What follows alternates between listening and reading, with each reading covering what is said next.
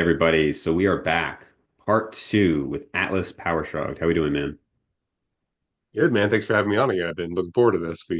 The discussion got interesting last time, so let's do it. Yeah. So we don't have any feedback yet. We're recording this before that one is released, but I think people will probably enjoy the little genetics debate we had there and some of the other stuff we got into. Because we talked about that for probably a good half an hour.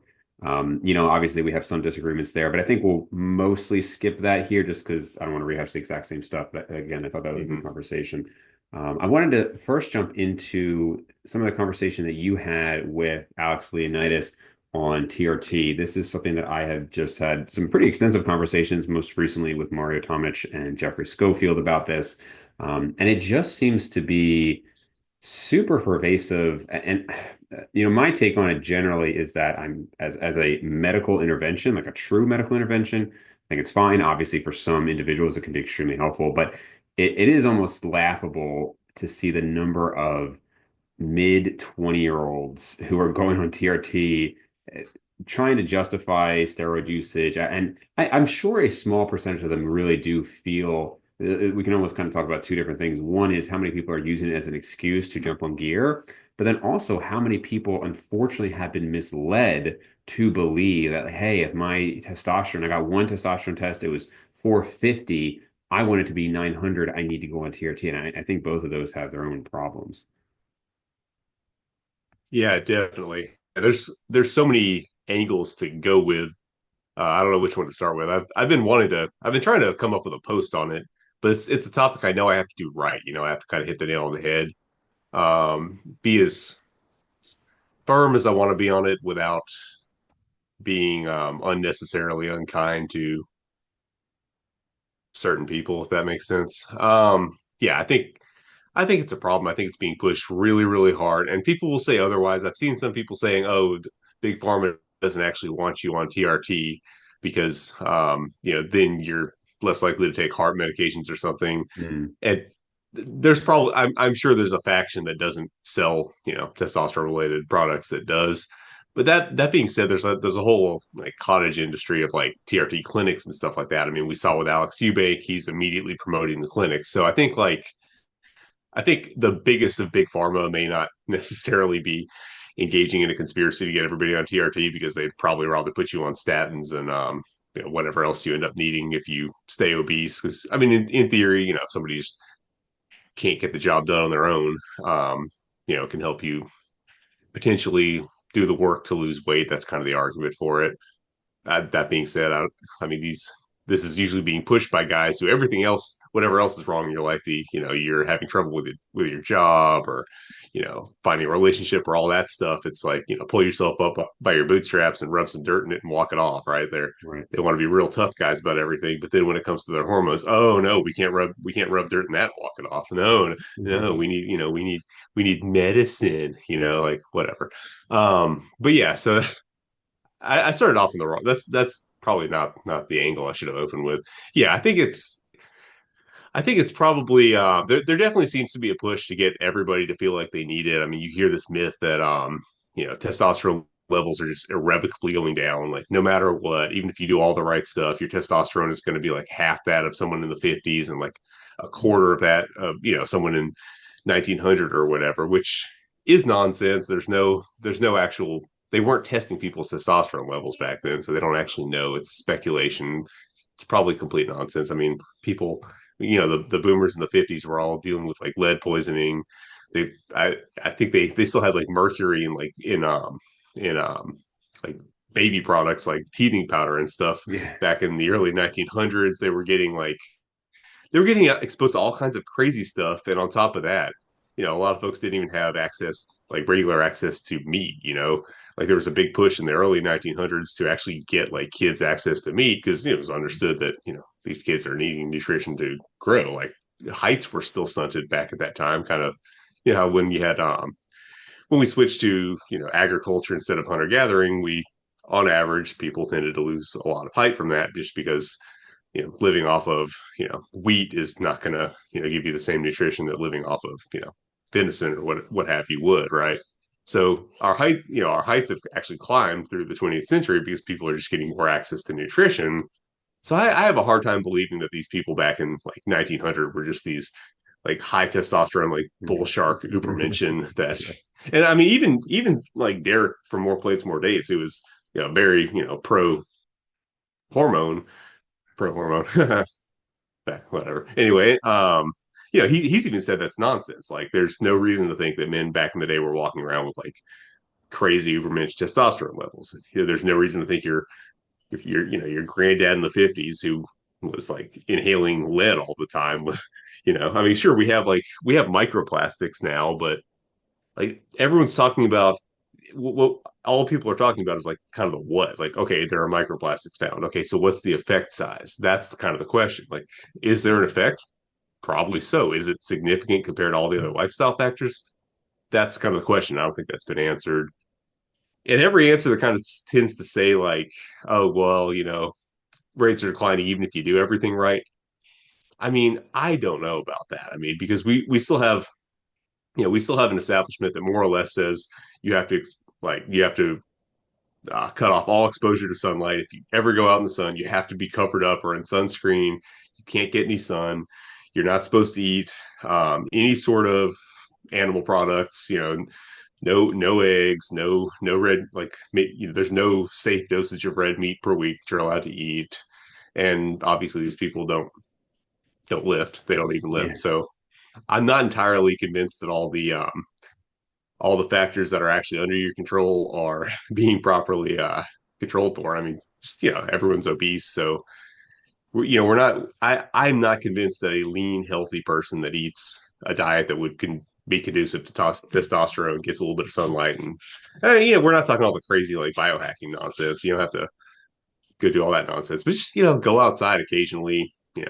Eat food that is evolutionarily consistent and like we know contributes to testosterone and lift. And I bet you'll find that that your testosterone's about where your granddad's would have been, because he probably wasn't lifting either, right?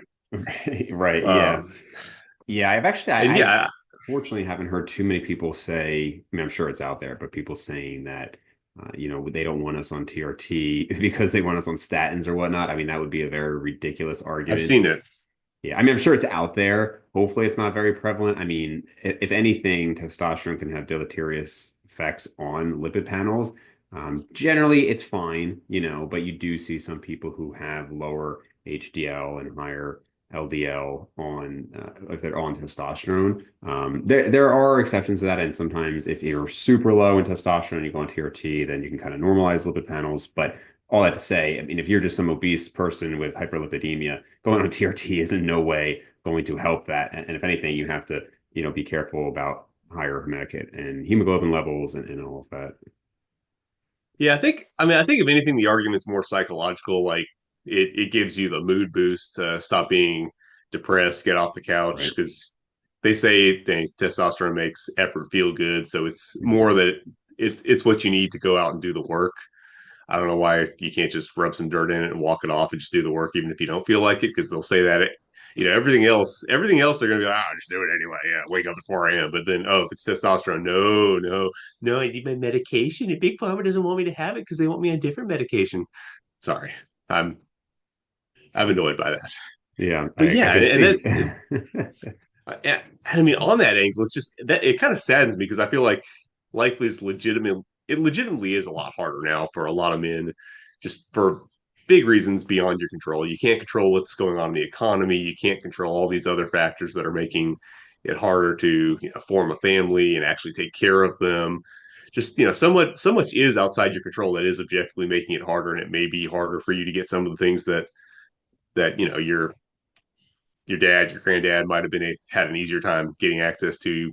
You're going to have to be, increasingly on point to actually own a home and, by yourself, provide for a family, which is, I mean, if you happen to have a granddad who was a silent generation guy, I mean, he could have just literally shown up with a pulse and Yeah. and not even a particularly good pulse at that, and bought acres of land and supported multiple families on one paycheck. So Yeah. it is legitimately harder for men in so many ways, but physical fitness is still something that's entirely under your control. You can still do all the same things your granddad could have done and probably get better results than him because you actually have more access to information. So I think it's really sad that there's so much messaging out there that's kind of like taking away the one like thing that even if you're in a situation where you can't see a route to actually getting to the increasingly high bar that you need to be middle class these days. Like you have to have in a lot of areas you have to be making like a quarter mil a year to be legitimately middle class. Yeah.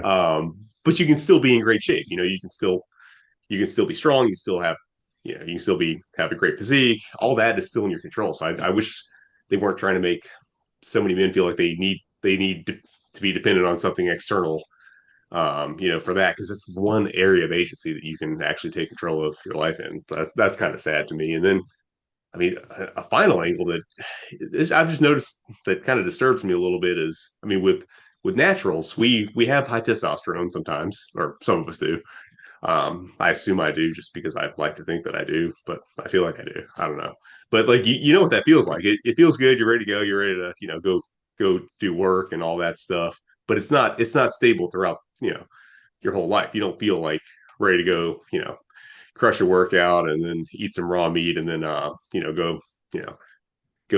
grind at work like all the time. You have sometimes some downtime where you're a little bit more introspective. Sure. And I noticed the pattern with a lot of these scammer types, like Andy Elliott, guys of that nature, these, sales guys, financial gurus all selling you some kind of, product and course. Mm. They're all on TRT. And I feel like that kind of, it almost keeps them high all the time. So they never have to come down where they might actually get introspective and like look inward and think like, what the hell am I doing with my life? And I feel like it's a little bit dangerous, or hell, even like Andrew Huberman, guys on TRT, and he's out here, pretending to be this science guy. Meanwhile, pushing supplements that are known scams by some guy. The owner of AG1 is actually on the run from a massive real estate fraud in New Zealand. Oh, And of course, really? Andrew Huberman's out there. Oh yeah, yeah, yeah. And Andrew Huberman's out promoting that. And then, I mean, At for a some while he point, was I need to mocking. look into the Yeah. AG1 thing because I know a doctor who works with AG1 without getting too into the details there, but he works high up in AG1. And anytime I've talked to him, he seems like a good guy. And then Peter Tia is pretty heavily associated with AG1, Mhm. and then Huberman as well. But then I'm hearing all this stuff about nonsense with AG1. It's not something I've looked into, so I can't personally comment on it. And I've never taken AG1, but it is interesting. I'm really not sure. I'd be interested if somebody comments below if they have looked into that, general thoughts on it. Because my general I don't know, my general stance with Peter Tia is I like a lot of his information. But there are a couple things like that where I'm like, oh, I don't know about the association there. Yeah, I'll send you some links to this journalist who's done a lot of research on that. It's pretty interesting. And yeah, I mean that he's got all the details, including I forget the fellow's name, but the gentleman's on the run from the law in New Zealand for Well, some sort of massive real estate fraud there.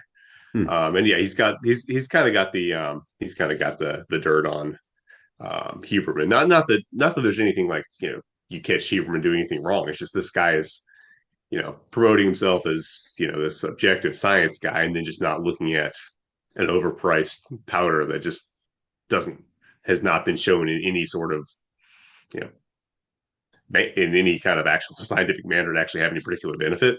I mean, Hmm. it's probably a good. I mean, the consensus is it's probably a fairly good multivitamin as multivitamins go, but you're not going to get anything remotely close to like the purported value. And it gets kind of where that gets really hairy. I actually did a. I think you probably like Lane, but I did a takedown of Lane a while back, which heavily featured how he's buddy buddy with Huberman, but then goes after people who do the exact same thing, except with animal based powders. Right? He loves going after Saladino, and I don't like Saladino. I think Saladino's an idiot, but he likes to pick on easy targets like Saladino, and he'll go after Saladino for selling the organ pills all day. Right. But then you got Huberman out here selling I looked at it's even more overpriced plant pills that it's the exact same thing, just a different, just a different version. What And, makes you think I would like Lane? oh, he's science based. He's what? I don't know if you like Lane. Maybe you don't. Oh, I can't science see how based. anyone would like him. He's kind of abrasive, but yeah. So it's very yes. He's the guru buster, the guy who goes after any charlatan selling anything that's not scientifically backed. And any carnivore. Not that I'm pro carnivore. I think in most cases there are a few exceptions. I don't like. I think in most cases they're just you know doing dumb shit for the gram. But anyone who's not affiliated with him wants to, promote some overpriced powder, he's going to go after them and talk about how they're charlatans. But then you have the biggest charlatan of them all selling overpriced plant powder, and oh yeah, now no, this guy's legit. Clout I chasing. think, But unfortunately, this is very common in the fitness industry. Just for the record, I have no personal issues with Lane. I've had him on the podcast before. We've had good conversations. So, the one-on-one interactions and everything were fine. Uh, what I do see with him and almost anybody in the industry really is everybody, of course, wants to level up.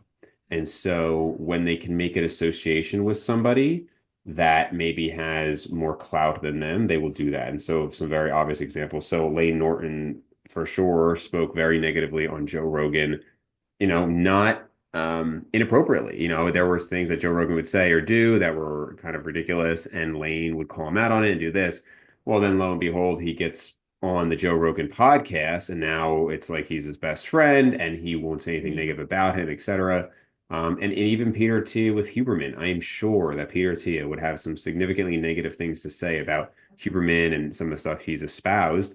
But Huberman had a bigger platform than Peter T, and now they're buddies and do science reviews and whatnot as well. I think even Derek from More Plays More Dates had negative things to say about Rogan. That one I would maybe I don't know too much of the details, so I would be a little cautious to say that. And I think in general, though, you do see that where if somebody's got again more power than somebody else, they will then try to be friends and buddy with them for that association. So I don't have any. I'm not at all surprised to hear that, when Lane could make it associated with Huberman, who basically had this kind of rise to stardom over a couple of years, that he would then not call out some of the nonsense that he's done, and he has actually pushed back on some of Huberman's stuff, but just in general, and it makes sense. I mean, even if like if a friend of mine in the industry says something I disagreed with, I'm probably not going to make a video blasting them on it. Maybe I'll just have like a conversation with them. But unfortunately, you do see that very strong bias in a lot of instances.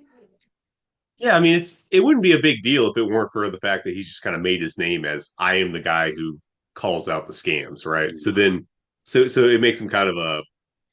I mean, it almost becomes a form of corruption. Like if that's not your thing, then there's not as much expectation that anybody that you are cool with is legit, right?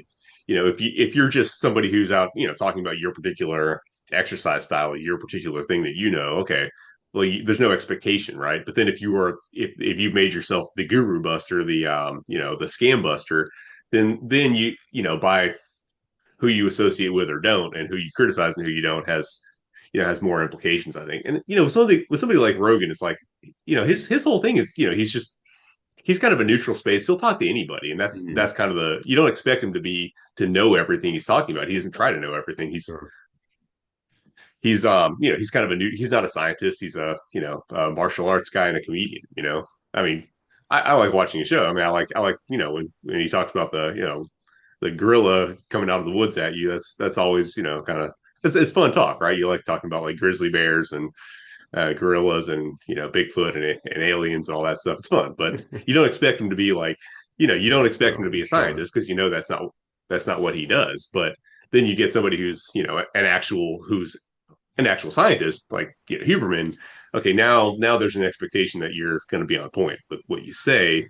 Sure. So then if you're not, that's kind of like the issue with well, I mean a lot of these people like Carnivore MD, Saladino. I Yeah. mean that's he's not just some lunatic running around shirtless in the Whole Foods eating raw meat. He's Right. claiming that all his stuff is actually coming from more of a medical background. Right. And that's not to say that And there's a right way to do that. What's this? Uh, Sean Baker, John Baker, yeah. another MD, he does a much better job of it because he's not out here just saying crazy things and doing crazy things and Right. prescribing this to everyone. He kind of sticks. He doesn't make wild claims. He is more professional about it, and that works fine. I'm going on tangents. This is getting probably way away from where I wanted to be, but Sure. where I was trying to go with all this anyway, I feel like Andrew Huberman's TRT dose may help him not to have those like introspective moments where he like questions what am I doing. Instead, it's just kind of the high of like money, success, like ridiculous, like absurd numbers of women that like, seriously, don't you get isn't that too much effort after a while? I would definitely stop with like I would even without morals, I would not want to put that much effort in. But yeah, Yeah. I feel like having so many high level tastemakers and gurus and people that everyone sources of information just on this stuff, like I feel like it's going to lead to just like a lot of kind of tombstone courage as a society. You know what I mean? Mhm. You're not having those moments where you actually stop and think, which even a high T natural guy is going to have. So that's something that concerns me. Sorry, man. I just completely derailed everything with all No, that. no, it's Um, interesting though, because I mean, but see, even that I would just caution some people against because, and this is one of the issues with the rhetoric that goes around with TRT, because again, you have the people who they know what they're doing, they're taking TRT, but they're adding other things on top of that, or really high dose TRT, and they know it's not just replacement doses.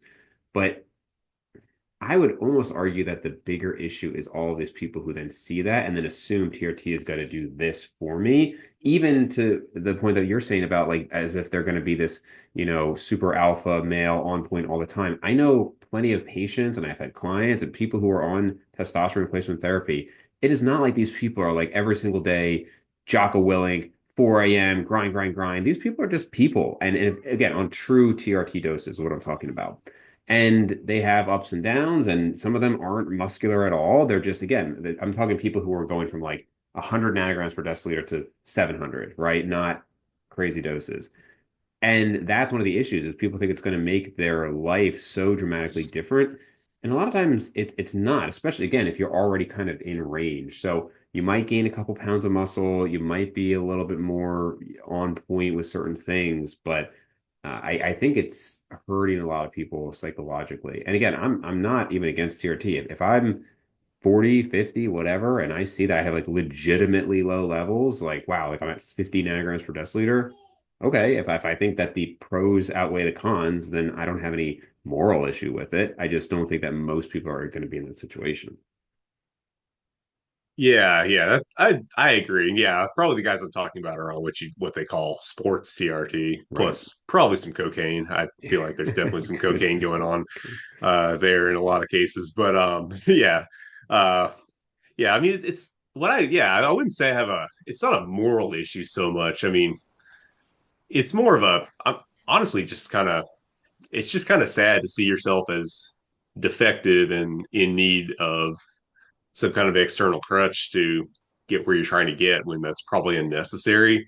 In a way, I kind of respect just being on steroids more, and I kind of feel like it's a little bit less dangerous because there you have that clear line. Okay, I know this is bad, but I want to do it anyway to level up my performance.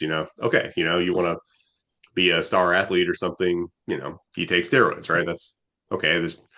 It's just kind of it's kind of a clear trade off. It's a clear decision. Whereas like TRT is kind of this poison fruit where you potentially can, have, some of these benefits without judgment. But what you have to do first is say, I'm defective. I can't do this on my own. I need help. So then you get all these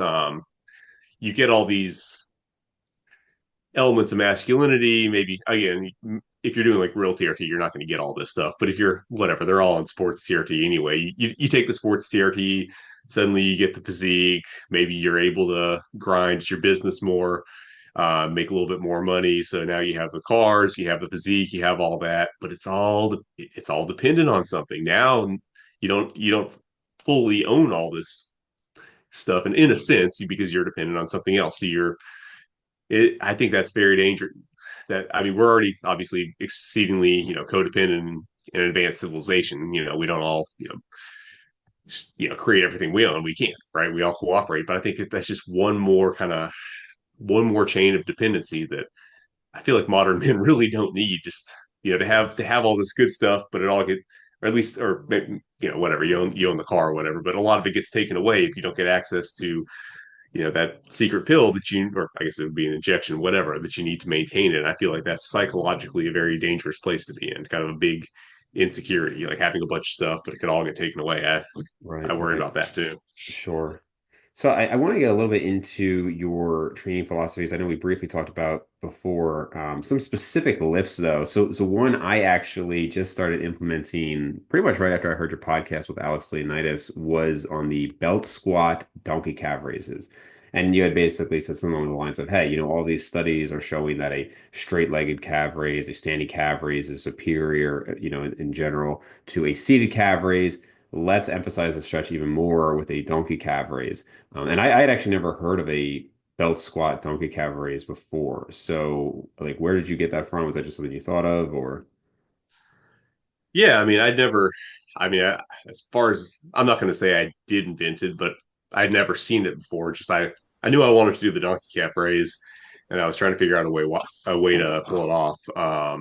Like I'd done them previously in gyms, just using a Smith Okay. machine because you can just kind of lie on your back in a Smith machine, and it's actually really easy to set up, with that stretch. Yeah. Some folks do the leg press version, but you're usually, unless you're using like a vertical leg press, which would probably work pretty well. Like with a 45-degree leg press, it just doesn't give you the same kind of stretch. It's really awkward. I don't like it. I know some people do it, but I don't think it's quite the same thing. But yeah, the Smith machine version was what I first started doing because yeah, most gyms these days don't have a donkey calf raise. I think people just I don't know what I mean. I thought it like when I first came up, I felt like it was something that was fairly well known. Not Mm. that anyone ever did it because everybody skips calves, but it was something that people at least knew about, even if they skipped. But it's just kind of dying out. And it's like, okay, everyone's talking about the stretch and everything else. We're going to ridiculous lengths to get stretch on every other muscle. But if you ask these science-based guys, oh, well, what do I do for calves? Just, oh, well, you just have to emphasize the lengthened portion of the standing calf raise because scientifically speaking, the seated calf raise doesn't do anything. So you have no other choice. Just do the standing calf raise and do the lengthened portion. If that doesn't work, you have bad genetics, Mm. and okay, so why aren't we trying the donkey calf raise? And I think there's some like they're going to say something about like the calf's not crossing the knee or something. Or I don't know. There's some argument about, oh, well, that doesn't actually increase the stretch on the calves. It only makes it feel like it does. Okay, whatever. I tend to think that a lot of people get themselves in trouble when they try to get into biomechanics. Not that that there's not value in biomechanics, just if you get in over your head, like somebody like Paul Carter, for example, you're going to end up making a fool out of yourself because you don't understand everything quite as well as you think you do. So I just ignore that. I certainly feel more out of donkey calf raises than standing, and my calves have grown more because I've had times in my life where I skipped calves, definitely, but I've also had times where I tried it. I've tried all the other nonsense that like there's so many old wives' tales about what you do for calves. Like, oh, you have to train them every day. You have to use heavy weight. You have to do this. You have to do that. I've tried it and never got a whole lot out of it. I got a lot more out of donkey calf raises. And another version I came up with to kind of replicate or I guess improve, I would say, the seated calf raise. I just put a Mm. barbell on my knees, kind of brace up, brace my like brace my hand on something, put a barbell on my knees, squat it down, and then do calf raises that way.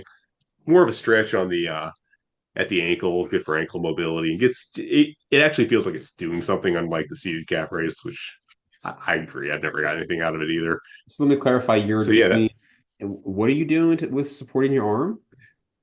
I just post up on I post up on a cinder block. You could use a the upright of a power rack or whatever, just to give yourself stability because you're kind of squatted down with the bar on your knees, kind of in a deep squat position. I'll send you a video after this. It's pretty cool. It works. It Yeah, I guess I'd have to it feels a see it. lot better.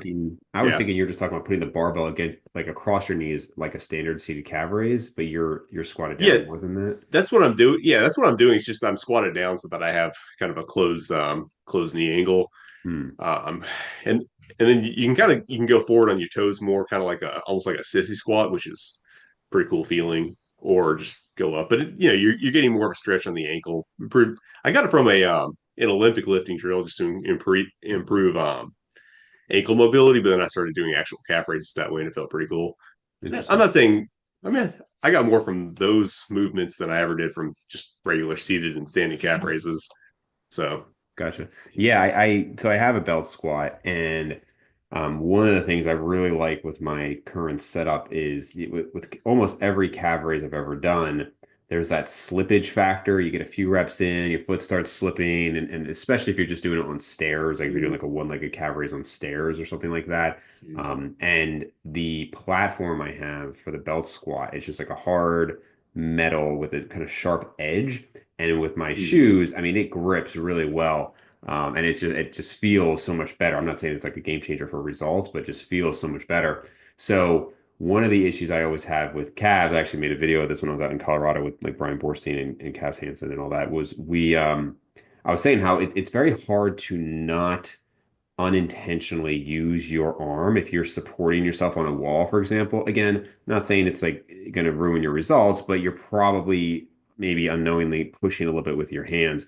So what I did with that donkey calf raise was I basically just leaned forward onto the belt squat mechanism there, and I just kind of held onto the mm-hmm. plate. So effectively, I can't help myself because if I were to push with my hands, I'm just pushing the weight harder, essentially. So all I have to say, it was just a nice stretch on the calves. Felt good. Who knows if there's actually going to be any results there, but I actually did enjoy it. Yeah, I can see that.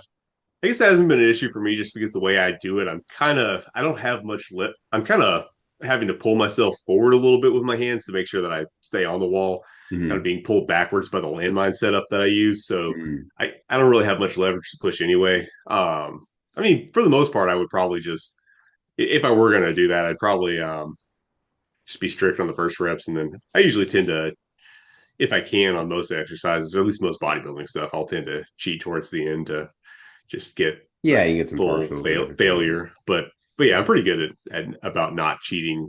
Yeah, at least for the majority of the set. Are you Yeah, doing I mean, anything specific for like core work or like direct calisthenics work? And I mean, I guess calisthenics can kind of fall under, or a lot of stuff can fall under calisthenics, right? I mean, technically, you could say like weighted pull-ups, even though a lot of people think that is traditional back exercise within bodybuilding, that is a calisthenic movement. So broadly speaking, are you doing much in the way of calisthenics and like direct core skill work, or is it more just, hey, like your core gets worked from all this other stuff you do? as far as core work, though, I do. Yeah, that's I definitely do active core work. I do ab work. I do. I would do GHD sit-ups if I had the setup, and I don't. So I rig it up just across a bench. I got that from Lucas Hardy, who has been my coach for flexibility and stuff. It's a good setup. It replicates basically the GHD, so you're training your abs through a good range of motion. L sits also, stuff like that. So yeah, active active ab work is definitely necessary. Idiots like Squat U who say that your abs are just there to keep your torso rigid are it's so dumb because I'm the guy that does all the stuff that he advocates for, like all the bracing stuff. Okay, like I've done Zercher squats per reps with 500 pounds. I've done one arm Zerchers. Oh, you can do a single arm kettlebell deadlift, bro. I've done 500 pounds one handed. I've done freaking. I've done all this stuff that you would say that you should do to develop your core. And guess what?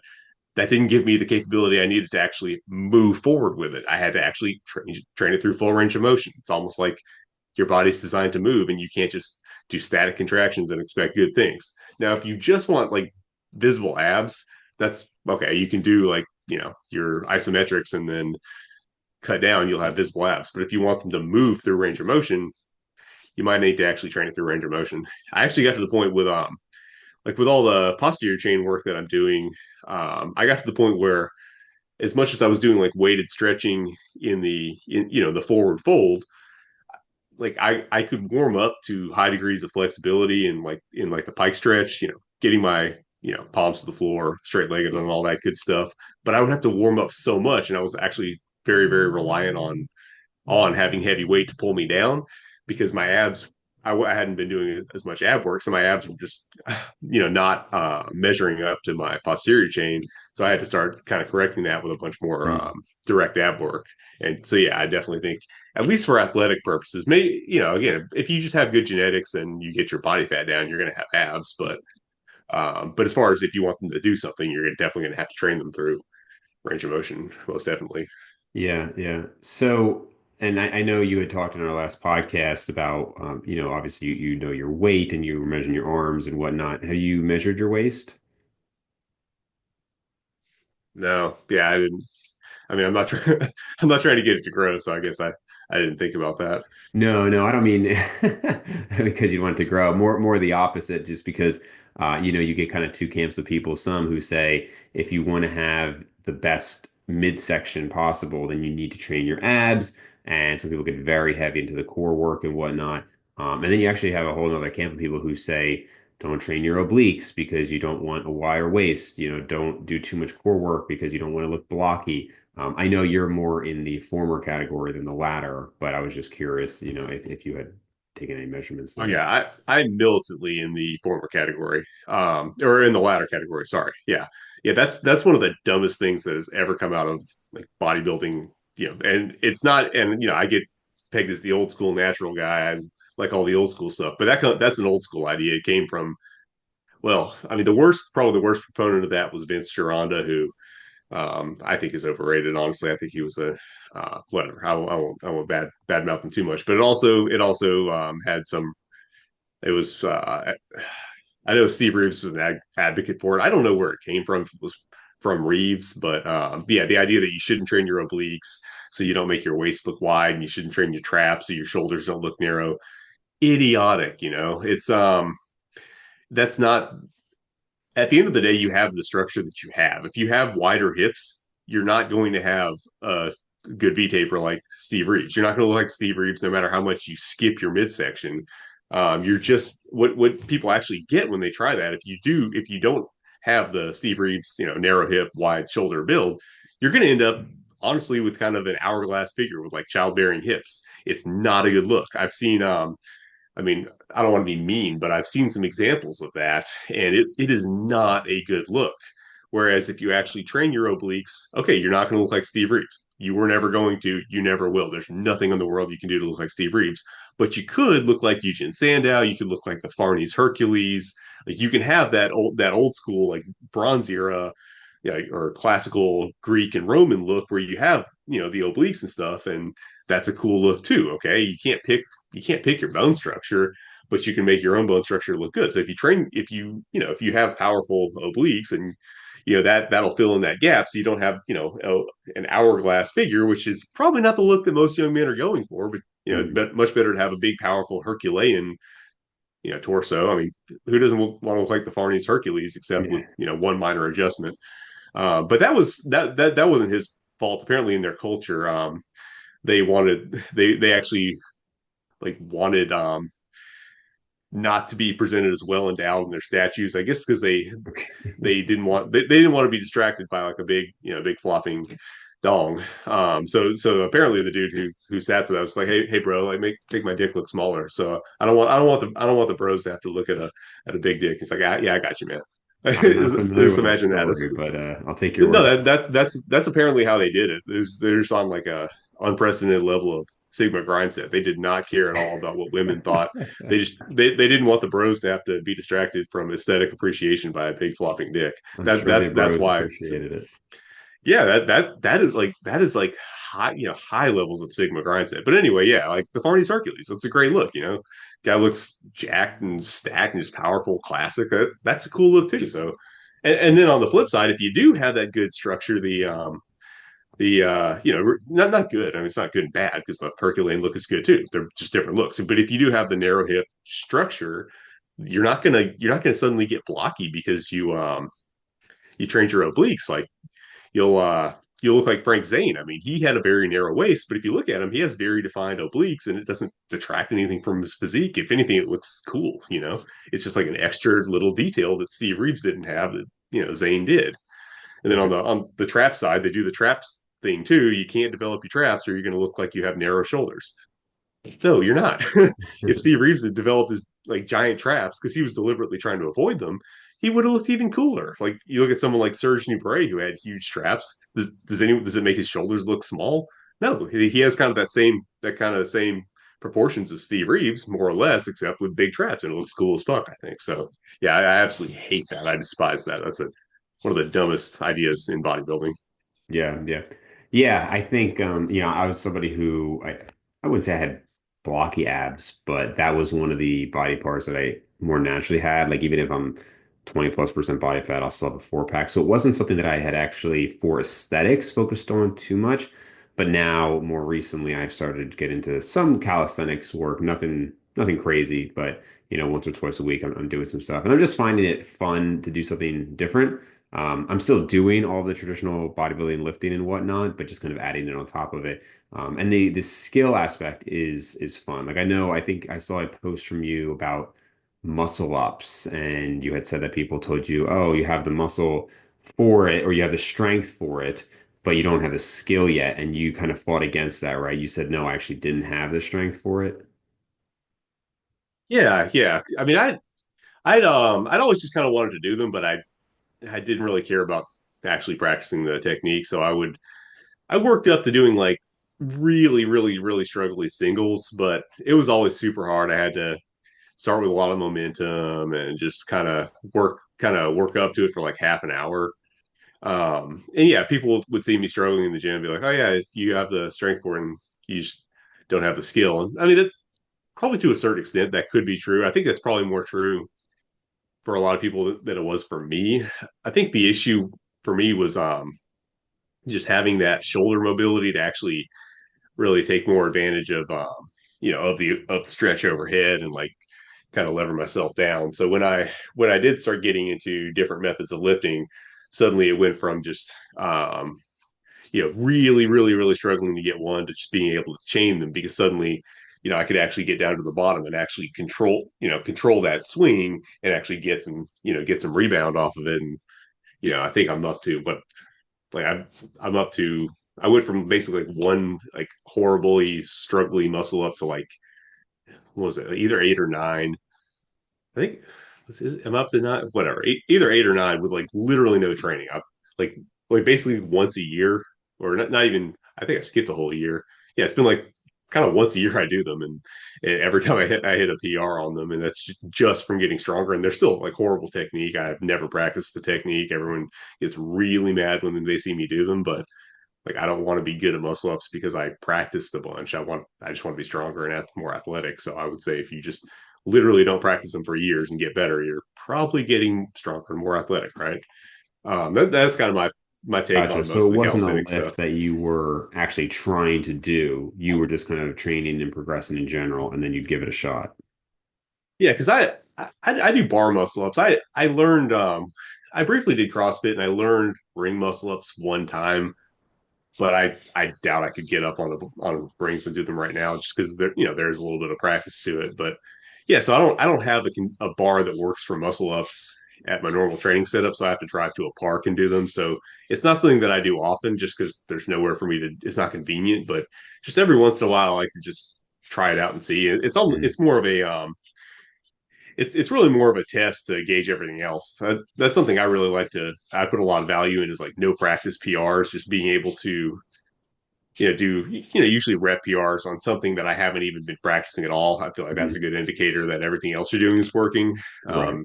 And with all the variety I do, a lot of things are going to be on the back burner at any given time. But if some of them are actually still progressing, even though I'm putting literally no effort into them, I see that as a positive sign that what I'm doing is working. And yeah, muscle ups have been that for me. They've just gone up for absolutely no reason. Yeah, you and I talked about Martin Burkhan last time, and he would do, I believe, a once a year test on his key lifts. There's probably four of them. And I'm sure that throughout the year he was doing them, but I think he would either go for one rep max or something like that. I know he would test them, and it was kind of like his yearly assessment of how he's doing. I've never done a muscle up, actually, I've never tried. A ring muscle up seems like it would be pretty difficult. A bar muscle up just has never impressed me. It doesn't seem like it would be that hard. I could be totally full of it. I don't know, but it just doesn't look that difficult to me. And also, I just feel like, and this is probably not a good mindset, but because I've seen people who, frankly, just looked so unimpressive being able to do them, it was just something that I just didn't really have an interest in because I was like, well, if you can do that, and again, like maybe this Hmm. is like a skinny, fat, 170-pound person, I'm just like, it must not be that difficult. And again, that's probably not a good mindset to have. I'm just being honest about it. Same thing with like marathons. Like I've just seen so many I mean, again, quote unquote, physically appearing out Hmm. of shape people do like their half marathons and whatnot. And it's to me, it's just like, okay, completing that clearly is not that difficult then if you're able to do it. Again, I acknowledge it's not the best mindset, but I just when I've seen these people, they've just looked very unimpressive to me. And it wasn't something that I ever strived to try to do. That's where I'm at too. I mean, yeah, and that yeah, it's like that kind of stuff. It's a lot like Olympic lifting in that there are there are varying degrees that you can dip your toe in the water with that. I mean, you can if you really put a lot of time into practicing the technique, you can be very unimpressive overall and still do things that would be surprising to normal people. Like squat U has clean and jerked. I think a little over 315, right? That's to normal gym goers, putting 315 over your head is a lot, right? But if you really get super analytical with the technique and just practice all that really really hard, um, yeah, you can lift surprising amounts of weight without being strong. I think muscle ups are like that as well because yeah, you see people who are like not clearly not in shape doing them. And yeah, I would say that's kind of, I mean, you have to have something, but you don't have to have much, especially like if you do have the mobility for it. Because that, I mean, what's going to stop a lot of meatheads is just the shoulder mobility. Hmm. But if you do have the shoulder mobility for it, which it's usually these people who they kind of don't have that, they don't really have that fire in them, they don't have that drive to really push hard and get strong, but they're more receptive to instruction, so they're willing to do all the technical stuff that they're supposed to do, to improve their mobility and whatnot. And yeah, so if you have all that, yeah, somebody who's put a lot of practice in can do something impressive, or that seems like surprising. That I mean, legitimately, I think a lot of bodybuilders, a lot of powerlifters would just not be able to do. But that doesn't mean that it's indicative of any other kind of strength, right? I mean, if squat you can if squat you can do 315 on the clean and jerk, or what's his name, the Australian fellow, um god damn it, uh, australian uh, Australian guy I've been beefing with paints his fingernails, Angus Bradley. Yeah, Angus Bradley can put up, I think, like 100 140 150 kilograms on the clean and jerk. So I mean his arms are like 14 inches, so it's clearly not that impressive. um Yeah, I don't know. I don't but know that who that is, but but I but that think. but Uh, Yeah, but that being said, I don't want to trash it too much because then you'll see people who are just kind of, well, I mean, these people who are really good at it doing like 400, 500 pounds, and that's insane no matter how much skill you are, right? That's incredible. That's a feat. So I don't want to trash it. Like it like people who are legitimately good at it are incredibly impressive, and I'm not trying to take that away. I'm just saying, like, people who are kind of mediocre at it, someone who's kind of mediocre, who isn't really doing the strength, can still put up numbers that would seem surprising to regular gym goers just because they don't have context for it. That's what I'm trying to say. But then again, you see yeah, people like the throwers. You ever seen the throwers train? just Like javelin generally. throwers, the like shot put guys. Hmm. That now you see these guys doing just hang power cleans with like over 400 pounds, no technique, just meathead football, just football power cleaning, like 400 plus up. Now that to me impresses me more because they're not doing it because they practice some little technique a whole bunch. They're just brute Slinging. forcing, 400 pounds up, just up. They're not jumping under it. They're just brute forcing 400 pounds up quickly, and that's to me more impressive. And as far as me getting into Olympic lifts, I've done power cleans. I like doing power cleans. I'm terrible at it. I don't have any technique, but I can make you know decent little weight go pretty high. I like the one hand snatch. It's a lot more accessible than the two hand snatch. I don't understand two hand snatch. It's really hard. But one hand snatch, you can kind of just yank a lot of, put a lot of force into it and get a bar overhead. Um, Now you can get technical with it, and back in the day they did. I think the record is like 254 on the one hand snatch, which is insane. And Mhm. the guy who did that, Charles Rigolo, if you watch, there's actually a video of him performing. I think he's just demonstrating with a lighter weight, but it's still insane to watch how fast he dumps under it. It's awesome. But Yeah. point being, like you can either make it technical or not technical. But yeah, the meathead version pretty simple. You're just eating a heavy weight overhead, and I imagine you wouldn't see Squat University. I don't imagine his one hand snatch would be very, very impressive.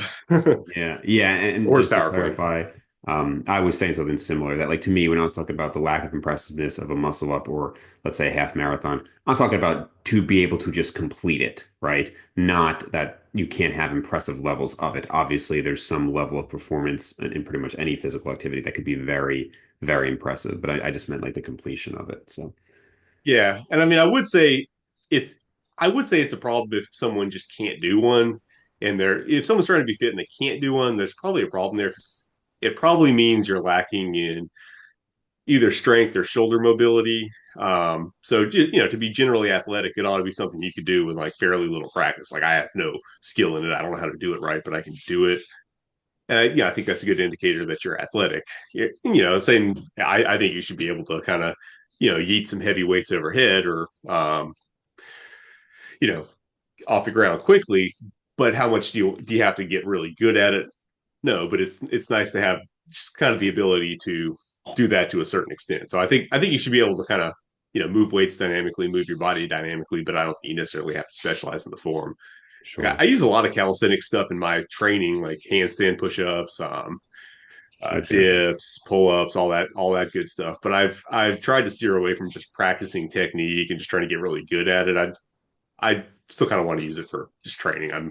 I just want to push hard and get a stimulus out of it. Yeah, yeah, sure. Cool, man. Well, I want to hear a little bit about, I think you wrote a book, you're getting into full-time coaching and you're becoming a fitness influencer. So I want to hear about that before we get out of here. Yeah, it's been surprising. Yeah, I definitely didn't plan on that, but I think it goes to show that there's a lot that is being slept on in the fitness industry today, or at least there was more so back then. A lot of cool stuff's coming about now. A lot of things, a lot of people are comparing notes, finding a bunch of cool stuff that we're sleeping on. And anyway, point being, things have gotten really simplified down, dumbed down for a long time, and now that's kind of expanding back up. So it's cool to be a part of that, but it Yeah. just kind of goes to show how limited understanding of training was for a while. That some guy who was never trying to be, a fitness industry professional, just training could rise to a fairly high level of prominence. You wouldn't see that like in a more mature industry, like I don't know what's a mature industry, but probably like aircraft engineer or some dude. Well, that's a bad example because that's all technical. But you get what I'm saying. Like you're not going to have like you have the myth of like the Silicon Valley outsider like comes in and disrupts the industry, but those usually all ended up being scams, right? Usually you don't have somebody who's completely an outsider coming in and finding things that are slept on and being successful. Which I think it just goes to show how kind of dumbed down mainstream fitness has been, probably because a lot of the top guys are really specialized in steroid bodybuilding or powerlifting, and there wasn't that much cross pollination from other areas. But that's changing, so that's been pretty cool. It's been awesome. Like I every day people tell me, hey, I got this or that from you, and that's been really helpful. People are loving the Jefferson curls. That's something that has helped a lot of people.